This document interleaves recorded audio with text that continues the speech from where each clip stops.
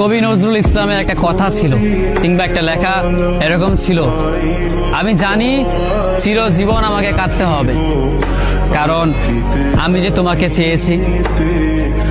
আসলেই আমি যে তাকে চেয়েছি এই জন্য আমাকে সারা জীবন কাটতে হবে, কারণ আমি তাকে কোনোদিন পাবো না, আর পাইনি বলেই আমার কান্না করতে হয়। তাকে আমি প্রচন্ড ভালোবাসি বলেই আমার কান্নাটা আসে, তাকে আমি আমার করে পাইনি বলেই আমার কষ্টটা হয়। কবি নজরুল ইসলামের লেখাটা খুব দারুণ ছিল। আসলেই তাকে পাইনি বলে আমাকে সারা জীবন কান্না করতে হবে। যদি সে আমার এই ভালোবাসাটা বুঝতো, আমার এই অসীম ভালোবাসাটা বুঝে আমাকে একটু বলতো যে আমি অন্যদের মতো কখনোই তোমাকে ছেড়ে যাব না, তাহলে বিশ্বাস করুন পৃথিবীতে হয়তো আমার চাইতে সুখী মানুষ আর কেউ হতে পারতো না।